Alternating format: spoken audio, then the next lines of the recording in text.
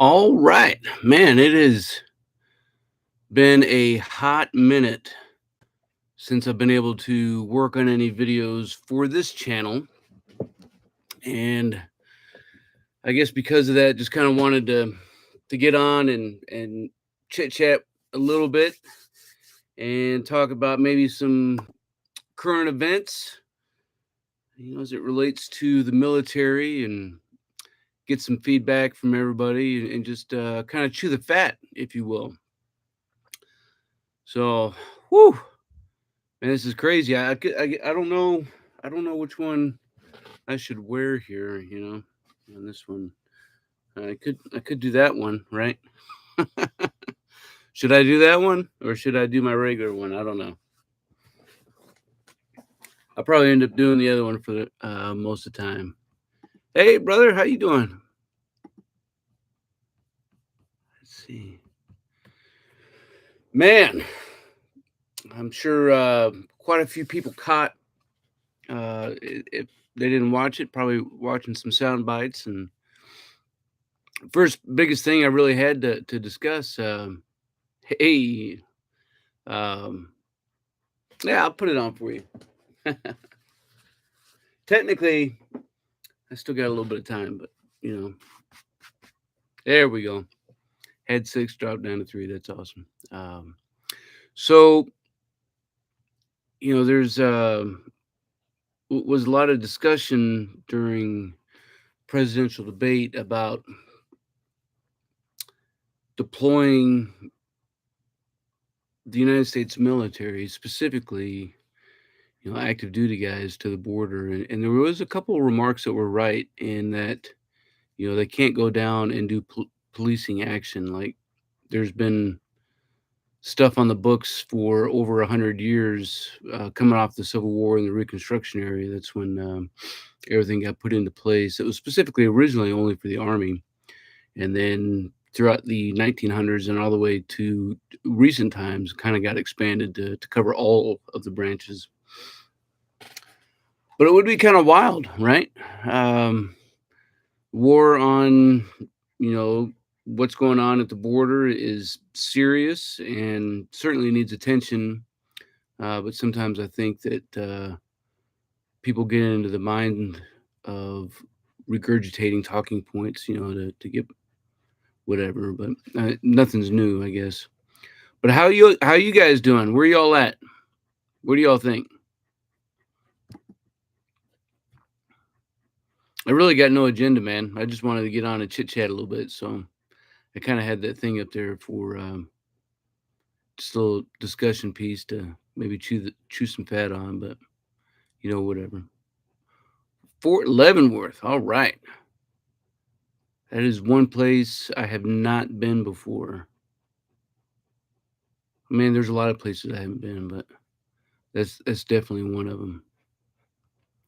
So let this thing keep drifting along a little bit, and let's see what else we can't get into here.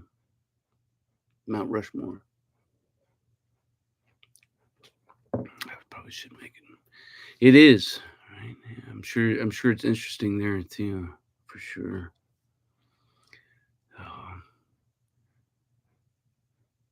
so wild. I've been for the past couple years been really good about pushing content out on both channels, but certainly with the transition, it's been kind of hard to do.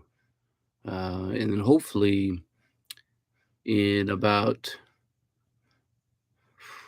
a month, start moving into the new place, and pretty stoked about that and getting everything set up again so I can start pushing some more content out on this one. The other one's a little bit easier to do. Not that it's not easy to do content for here, but this is obviously not what I want here. And I had been thinking, what is the future of this channel, and the content that's going to be coming forward. And I think ultimately that it's probably going to end up being, related to current events and things of this nature. Um, I don't know. We'll see. If anything, anybody drops something, as far as topics as it relates to what we've done in the past on the channel. Certainly going to keep, pushing that forward. So we'll see. We'll see. It is wild. Last video I put out here, was basically all about how to prepare to get out. And I've gotten out of the military twice, right? I've gotten out of the military twice. The first time was in late 2002 when I went on terminal leave from the United States Marine Corps, and I certainly at that point in time, I was a lot younger of a guy, and I didn't really have a plan, and was stupid as it relates to that because married for a few years, and we had our oldest and our son, and Briggs is just going all over the place. And then getting out this time was a little bit different too, because not that I had a crazy awesome plan for the transition, but being retiring was just way different from, easier. I don't want to use the word easier, but comparatively to separation, whether you've done 4, 8 years or 12 years or whatever, because a lot of the programs that are out there are really more geared towards the younger guys, like TAP, man. That's a really younger guys kind of thing. But what I will say is, something that my dad taught me a long time ago, and that was before you leave a job, make sure you have a job. And I got stuff lined up, but I guess I probably failed on that one again. But whatever, because ultimately, like, I know what it means to live off of ramen noodles. Did that for like the first 4 years of marriage, fried bologna sammies and ramen noodles. So it's all good. A lot of 120s, but yeah, man. Whatever you got, brother. Let's chew some fat, man. And the same goes for anybody else. You got something? Let's chit chat, man. I got no agenda, so Mikasi Sukasa.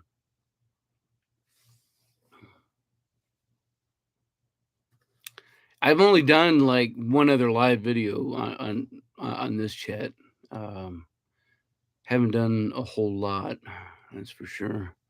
But this channel's been kind of wild, and as you guys are thinking, I'll just share a little bit of the history of this channel. Some of the I started it because on my other channel I had a few military related specific pieces, a couple board videos, and some other, like, just more geared towards active duty service members, and those videos did pretty well. But I was convinced that the YouTube algorithm would have absolutely no idea how to handle a channel that was doing field craft and professional development type of stuff. So I made the decision to split the tide, if you will, and try to put all that professional or military related kind of content on this one, and kind of leave the other one, the Fieldcraft channel. And there's been a few videos here that have done okay, like certainly nothing compared to the other channel, but the other channel already had a little bit of momentum by the time that those videos were put out.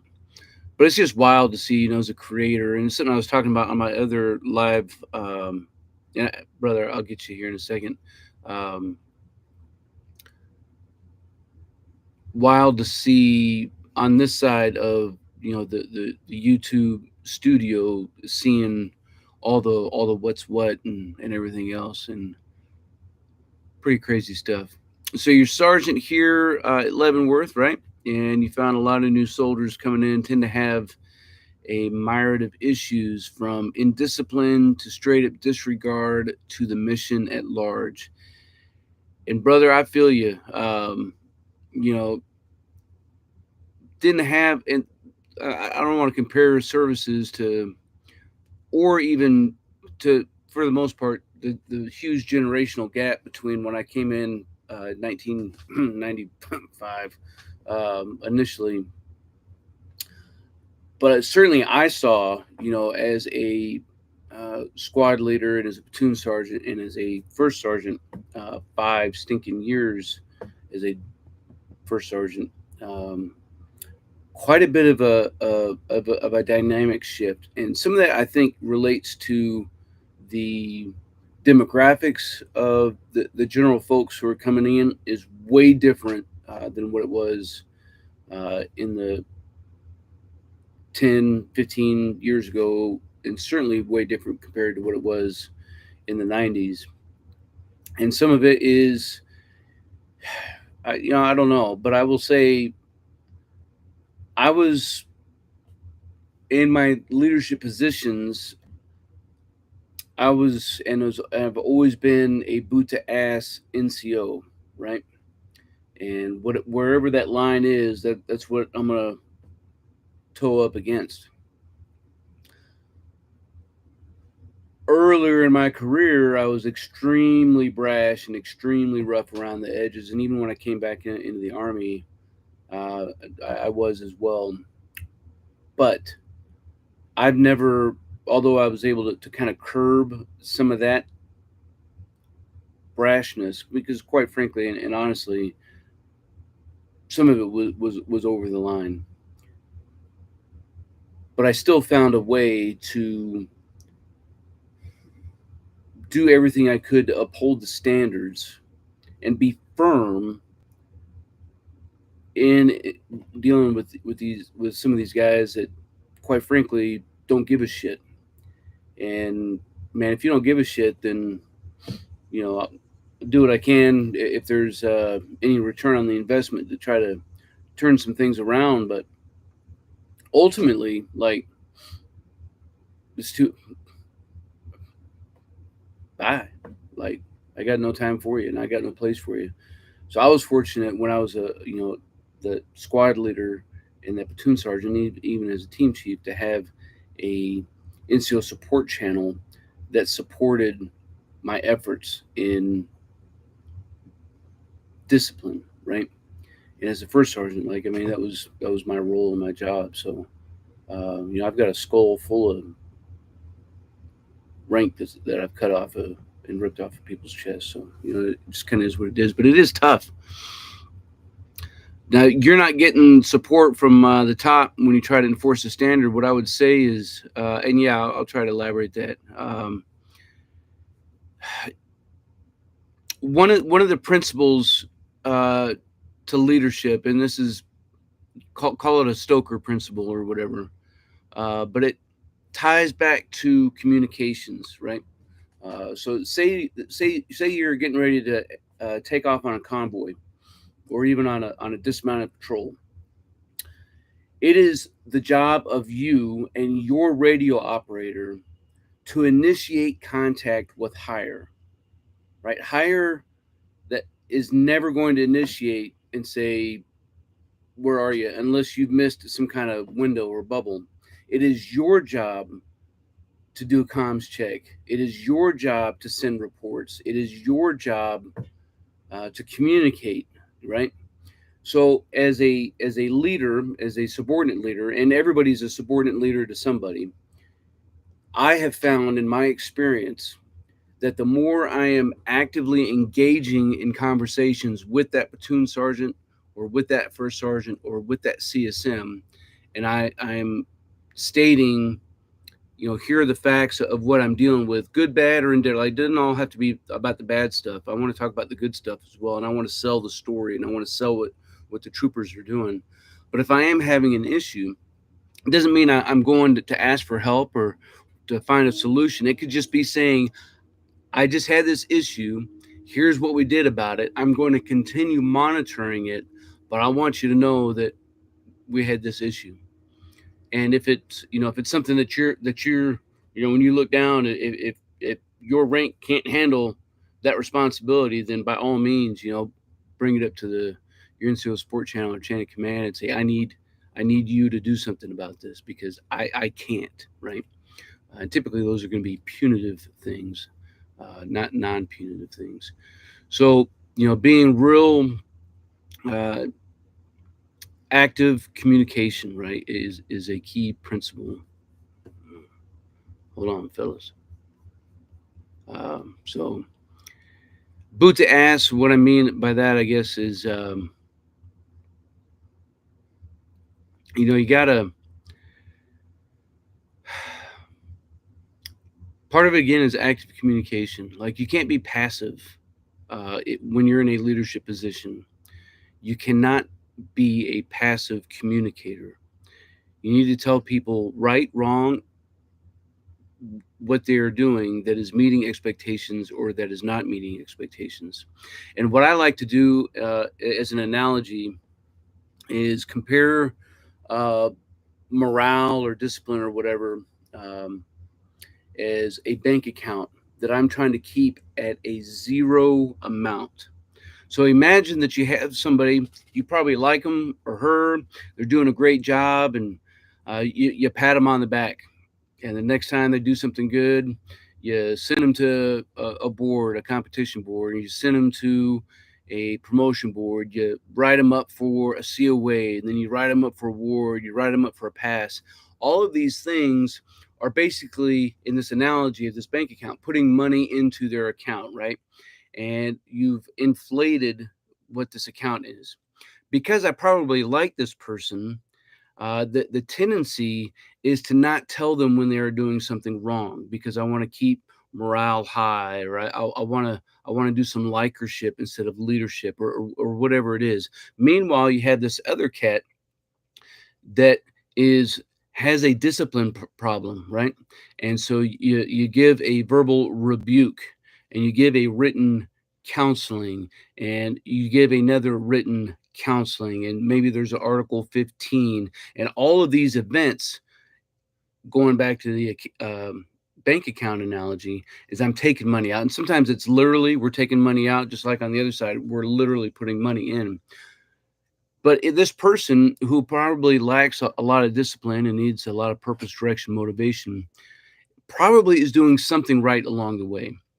So if I never tell that individual that you did a good job, maybe it was during a PFT, or just doing some PT, or doing some maintenance, whatever it is, and they really did something that was beyond what your expectations were, tell them publicly.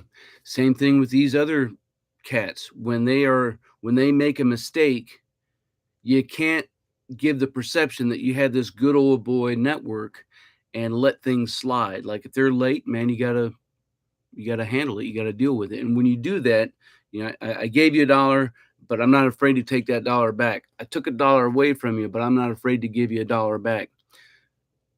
Doing both of those things across the board and holding the standard. And so putting boot to ass, is just an older phrase, I guess, to say that when somebody fails to meet the standard, I'm going to say something about it right then on the spot. I'm not going to wait. Depending on what it is, like I may pull somebody aside, right? And maybe get into an office environment if the situation requires it. But I'm going to handle the situation, because every time that I fail to enforce a standard, I am creating a new standard. And this applies across the board with anything and everything. Every time I fail to do something, somebody shows up um, with a haircut that's out of regs, or a uniform that is out of regs, or somebody fails to go to parade rest when they're talking to somebody who's senior to them. Every time I don't correct these things, I'm telling not only them, but literally everybody else. And so I'm failing to uphold the basic things like my first general order, and I'm creating a new standard that says this is now acceptable.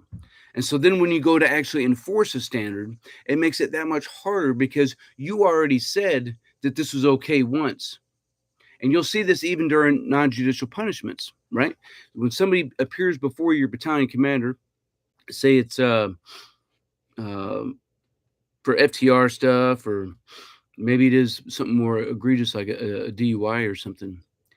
If on previous Article 15s they have not done that they have done only 1, 2, and 3, but this time around they want to do 4, 5, and 6, and it is much more extreme, even though they're within their rights as long as they're they're within what they can do according to the UCMJ. They're going to hear about it. They're going to hear about it, whether it's through IG or just the chain of command once the brigade or even somebody higher figures out what's going on, because it's that serious. It's that serious. And not saying that there's not specific differences in each event that can't be taken into consideration, but you have to do that. So what you need to not do is call out some of these deficiencies in a personal manner, right? Whereas I was extremely prone to some of this in my earlier days, I learned that if I keep all of my rebuke, all of my correction to the event, and I just stick to the facts about the event. You did X, Y, and Z. Same thing with our counselings, right? If you get to go to write an event-oriented counseling, and in that you just write out this long paragraph about how somebody sucks because they did this or whatever. Like, dude, just keep it to the 5 W's. Once you do that and you get rid of all the crap that doesn't matter, now you're writing a counseling that has a lot more meat and oomph behind it, because you're removing any possibility that something in that counseling could have been received in a way that violated, even potentially, violating, whether it's EO right or anything else, because you're taking that personal nature out of the conversation. But at the same time, you got to say you done jacked up, right? So I guess I hope that helps.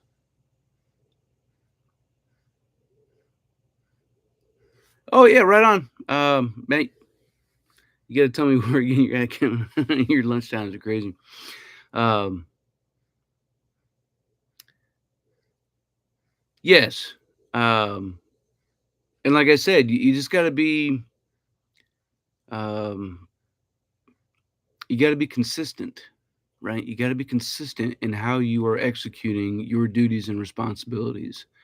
And as long as you are consistent and that you are living and incarnating those values that we have in the Army, and as long as you are not, and as long as you are abiding by everything, all your rules, policies, and regulations, you never have anything to worry about. Like, I can tell you, if you put boot to ass, somebody's going to go complain to IG. Somebody's going to go file an EO or sharp complaint, or go use open door policy, and they're going to talk to whoever they want, and maybe they'll get crazy and they'll do a congressional or something. But if you've done all of these things and it has been professional, all that stuff is missed. Like, every time that I've seen a complaint get filed, whether it was against myself or my peers or even some of my subordinates, um, I have always seen the system work, right? I've always seen it work. And where people have gotten hemmed up is when they degraded somebody else, right? Like, so again, we're attacking somebody's person, which, by the way, that has never, ever been authorized according to policy, right? It's not same with putting hands on people. You definitely, that's going to get you in hot water now. Was not accepted or was more tolerated, but it was not acceptable, even when I came in or before, um, although things, were handled differently. So you gotta be fair and impartial, right? You just got to find a way, and that's why when I started writing more and more um, event-oriented counselings, especially after my time as an instructor at the NCO Academy in Hawaii, I started throwing in phrases from the creed of the non-commissioned officer into the counseling, whether it was my responsibilities as it related to that counseling, or even some stuff up top, or I would use like the Soldier's Creed, or things of this nature, just to, because all I was doing, I was just, it didn't matter to anything or to anybody. Not, and I wouldn't write this stuff in the key points of discussion, but maybe in um, actions or in my responsibilities or whatever. But it was just something I was just kind of putting in there, um, just because I thought it was an interesting way to approach things, if that makes sense. So definitely hope that gave you a little bit of food for thought.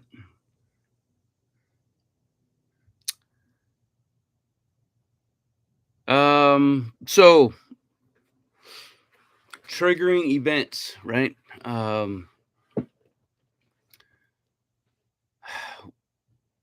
I can compare it to getting out the first time. I mean, it was right after the war started, and well, and not like right after, but pretty much right after. Certainly within 2 years of September 11th, I was out. Um, I think there's a lot of things that I consider what may or may not happen, whether it's domestically or internationally, or some international fellow coming in, or whatever it is. Um, it's gonna be is I think if anybody's reading the tea leaves, like just based off of history, something's gonna happen. But I mean, I'll definitely be out by the time anything, unless something triggers like in the next month. I mean, I'm done, son. Um, so something I've been talking, because I get family here. My father-in-law is here, and my mom will end up moving out from New Mexico, and my son's not too far away from here. My daughter's moving here once her lease ends up. She was up with us in Washington with my granddaughter, and talk a lot about that kind of stuff here. And if anything, if there's any kind of a triggering event um, that's more, I'll call it domestic nature in nature. Um, we're pretty isolated where we're at. We got a pretty big buffer. If it's something that international, like I can't. All I can do is try to support the guys that are out there trying to kick ass and take names. And I just hope that whatever engagement may or may not come, that it's the thing that everybody can get behind, right?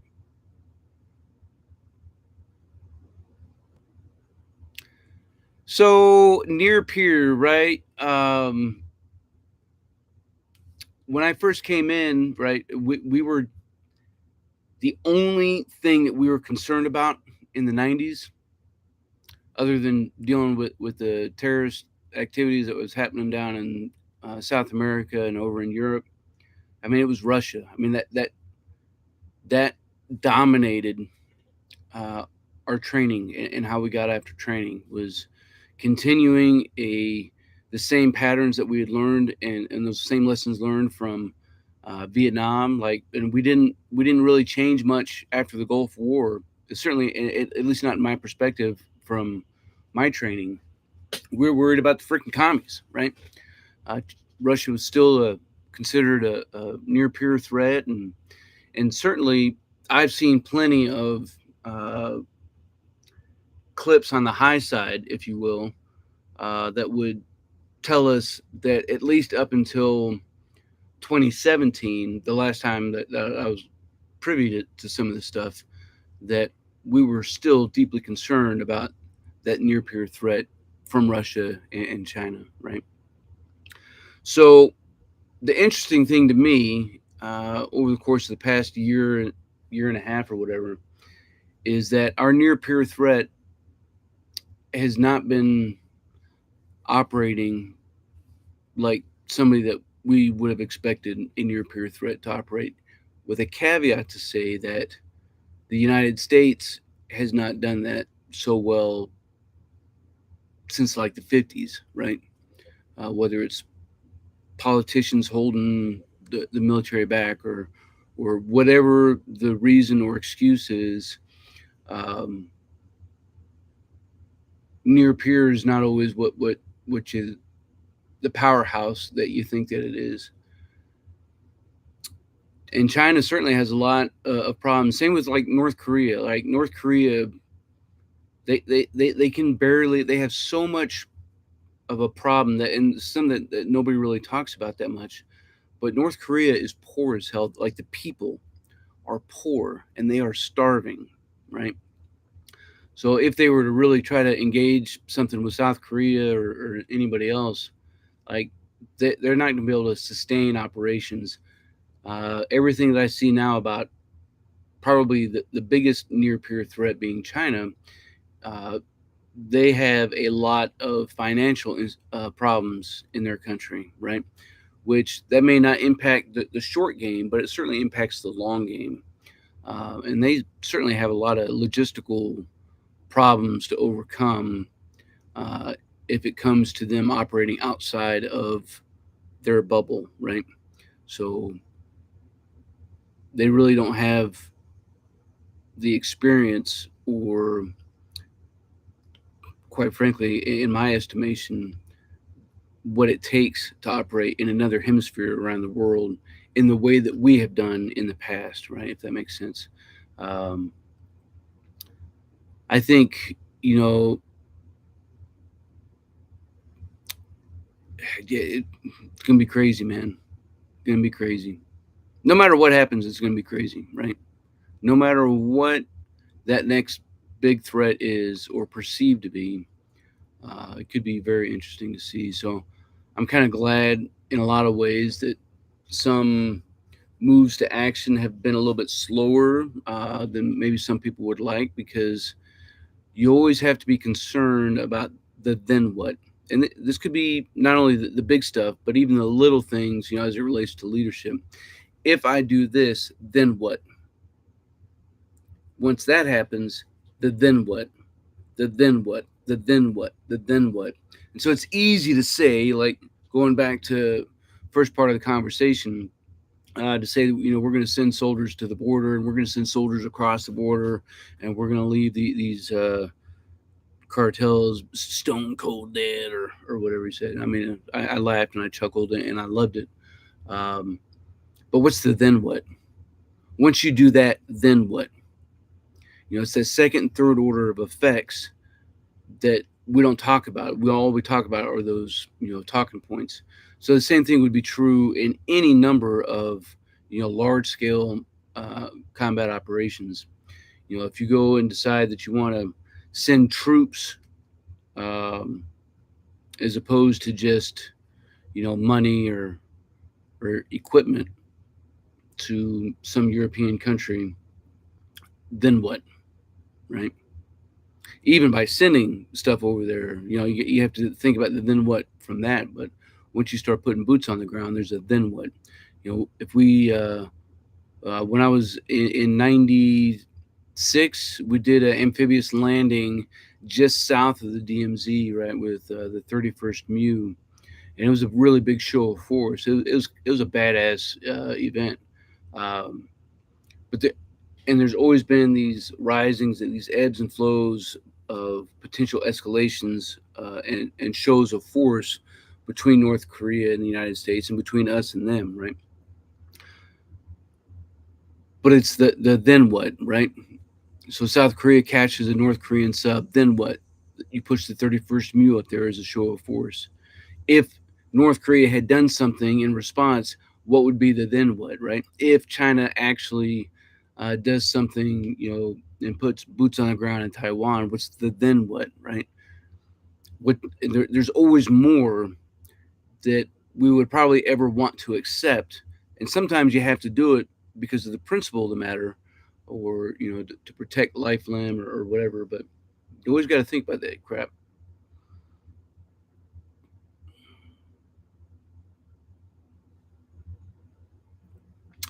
Yes. So um, if do you think it's a possibility that with us being at war with insurgencies for as long as we have, that we've forgotten somehow the art of fighting another nation, and to a degree, yes. Like I think that there's still enough lessons learned, and I think there's enough, um, at the echelons above core, policy that's out there, and the game plans and the O plans that are out there, that we can execute some of this stuff. But when it comes to, that fire team, and when it comes to that squad, and when it comes to that platoon, who is not training for, operating in Beijing, right? Um, and against the threats that Beijing has, and a classic example to show you that we have not only forgotten, but we see the problem right in our face, and we refuse to do anything different. And the problem is so paramount, it is so huge, it will absolutely be a critical devastation to U.S. operations. And if you go to the field, um, and you look at, if you have any satellite terminals, any, you're giving off a signature that all of our near peers knows how to read, and they're looking for them, right? Any satellite terminal. So when you look at echelons at core, well, and even at brigade levels and above, the amount of data that is used by those talks is insanely stupid.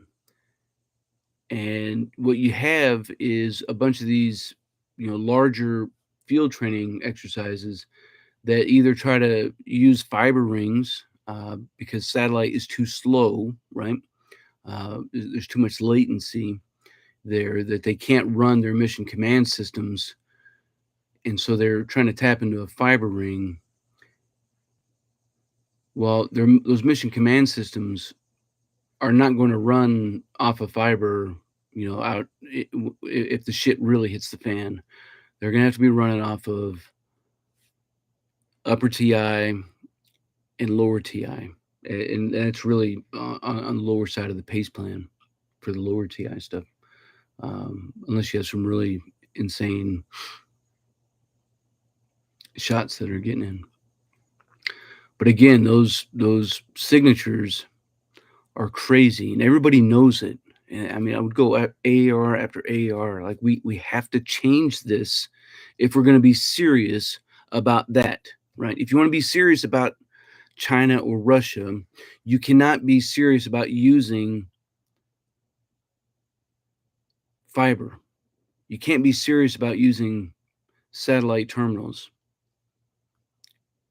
You have to get go back to using lower, and using that lower TI, and finding ways and finding mission command systems. But the problem is everybody wants answers now.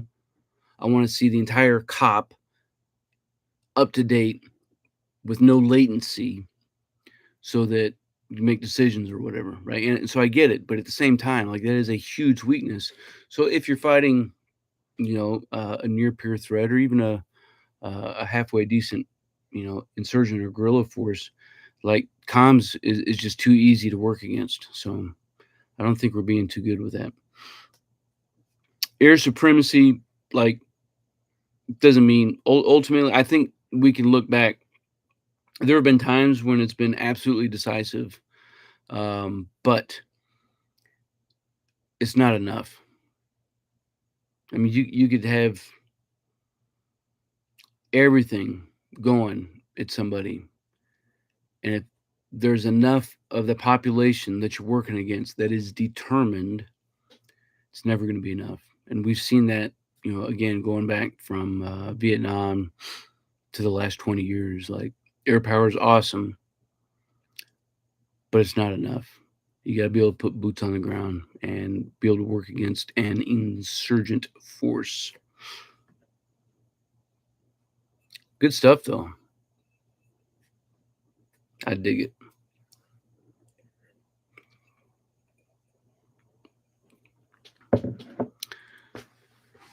Oh.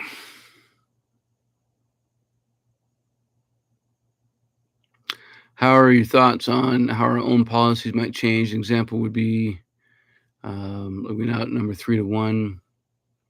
You think we might just be a shock for the Joes who can't outnumber a peer? Um, so 3-1, as written, was for a defense, but it certainly is applicable for offensive measures as well. Um, you just got to remember, that if you are living and abiding by, the art of war, you're going to choose the time and place of the location and the engagements. So even if you were, operating against, somebody like China, um, you got to be smart on when, where, and how you deploy your forces, and that could be, air, it could be on the ground, naval, whatever it is. Like everything just has to be very intentional. Um, I certainly think that if, and it's not a matter of if, right? At some point in time, history has shown us that there will be another super large world war, right? I mean, it's bound to happen, whether it's in the next 2 years, 5 years, 10 years, our generation, next generation, whatever. Like it's going to happen because humanity sucks. When that happens, and if you were facing, you know, a World War II styled battle, it would absolutely fuck up the mindset of service members. Absolutely. Like, there's been dudes and units of the last 20 years who have seen some outlandish stuff, right?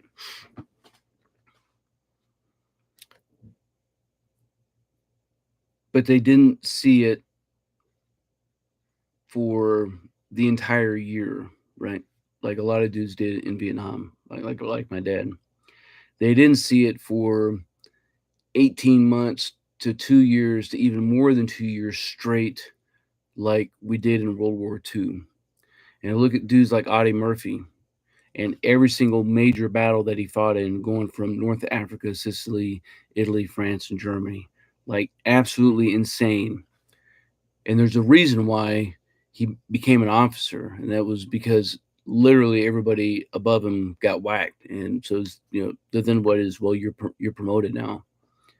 If you had that kind of attrition, it would absolutely jack dudes up.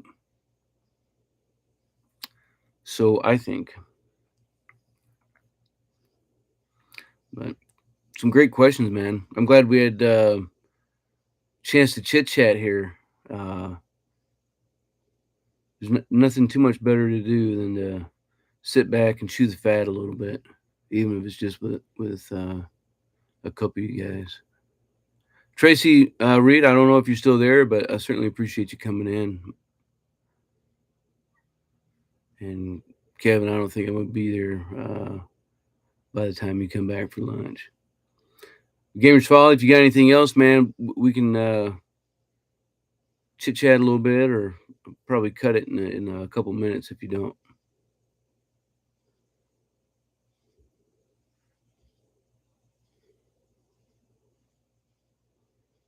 I don't even think I'm going to change the thumbnail in this video. Everybody's going to like click on this and, oh, I thought we were just talking about nothing but, Mexico and the U.S. invading Mexico. And here's this crusty, I mean, you young guys, all the young guys out there probably look at me as, oh, he's a boomer. I'm not a fucking boomer. Um, he's just sitting there chit chatting, but whatever. Mr. Joshua, my man.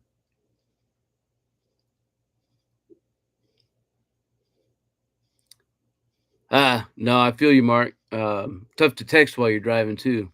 Definitely don't do anything dumb. Um, but that's awesome. I'm glad you were able to tune in for a little bit more.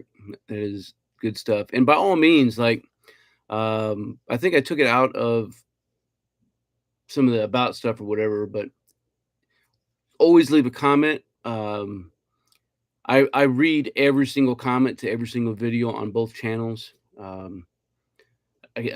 can't always respond to all of them with the time that I have, but I do read them, and you can always hit me up at stokermatic@gmail.com. You can always find me on Facebook or Instagram or Telegram or Signal or whatever. So, and if it's a question, especially questions that emerge from this channel, I I'm I will definitely try to address, be present with, walk with, advise, counsel, whatever. Because the audience members for this content, although there are some crossovers, like I know where people are coming from here, looking for something as it relates to the JOB stuff. So I'm pretty passionate about that. And Gamers Fall, I'll tell you, going back to being boot to ass. Just a quick story. And again, Mr. Joshua, you got anything? If anybody else has anything, definitely make sure you leave something down below and we can chit chat about it. But so first sergeant for 5 freaking years, right? 5 years. So that's a lot of boards, right? That's a lot of promotion boards. That's a lot of competition boards. And it didn't take long. Like folks may watch my content here and think like, Stoker's a fucking teddy bear or something. Well, you come into my board, and of course it's not mine. It's the CSM's board, whatever. Everything's mine, right? And that's how you should handle things. Everything's yours, and you're jacked up, man. I'm gonna rip you up. Like I don't give goes. You got to earn it, and that's part of the reason why I put so much content out there about board procedures and preparing for advancement on this channel, is because I know how much of an animal that I was at these promotion boards. And I dudes would fall apart, like especially if I was the first one out of the chute asking questions. If somebody fell apart, like even if some of my peers wanted to give you a go, like you fell apart, and you're gonna fall apart on them too. And I don't ask leading questions, none of that crap. And the amount of I probably had like an 80-20 ratio of saying no for people appearing before the promotion board. If somebody did well, like I'd give them a go, but just for having a pulse, you got to do more than that. So that was a way, as a first sergeant, one of the ways that I felt that I had to, be consistent and put the boot to ass. Because you know what, the next time that those guys came back, they had it. And a lot of that is, first board expectations. You just don't know what you don't know. And so you're walking into something that you just not quite, you've never experienced it, so you don't know how to handle it. And then after you have, had a little confrontation, having a little friction, and you understand how to maintain your resolve, ultimately that's what, because I don't give, unless you said like I don't know to the majority of the questions, I I don't care so much if, especially a specialist, if a specialist doesn't know um, the process for NCOERs, like I don't give two shits. And I don't care if it was on the MOI. And I'll ask those questions if they're in the board, but I just don't expect a specialist to know about NCOERs. Like, there's too many sergeants out there who don't know shit about NCOERs. And there's too many staff sergeants out there who don't know anything about NCOERs, and they write hot garbage mess. And they send them to me for corrections, and I kick them back with blood all over them. Like, do your freaking job. So that was another way, right? Like as a first sergeant, like I'd yell at everybody, but I was really harder on my NCOs, even as much as I supported and enabled and tried to give them to promote an environment where they took initiative, right? Um, if you're an NCO and you can't do your job, like I got you.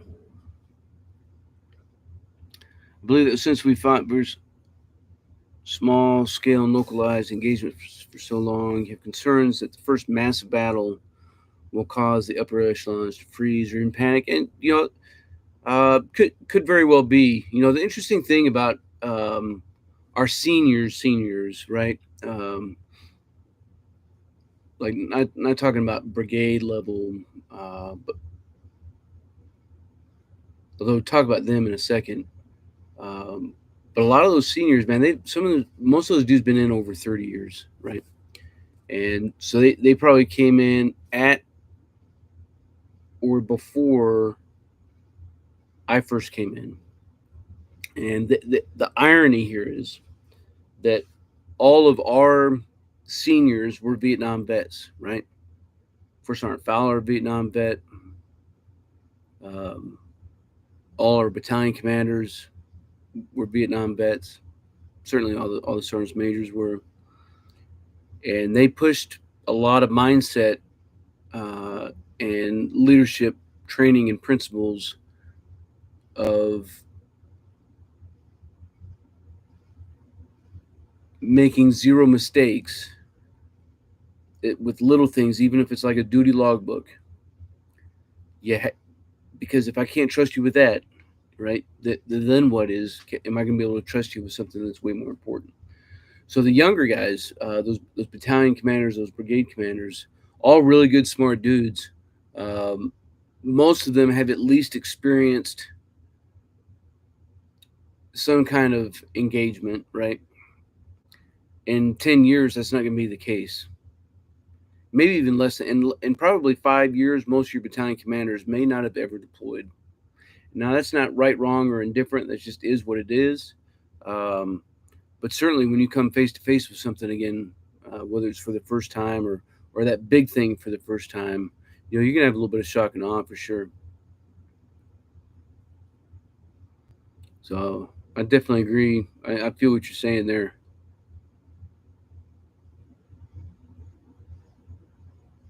Oh, that's awesome, man. No, I'm glad. I'm glad you took a little bit of time to hang out here and chit chat. And to be honest with you, I'm glad this was an awesome opportunity to just get a lot of back and forth with you as an individual. So that's good shit. I appreciate you. I'm probably gonna have to jet as well. My compadres, mi amigos. That's one thing I can't find where I'm at is good I have to make my own Mexican food because I can't find it out in town, and that really breaks my heart that there's not a good Mexican restaurant that I found yet. But it's okay because I make pretty good freaking Mexican food. Team, I appreciate you guys, man. Hanging out for a little bit, hanging out for the whole time. Until then, stay out there, you keep grinding, and you stay stoked.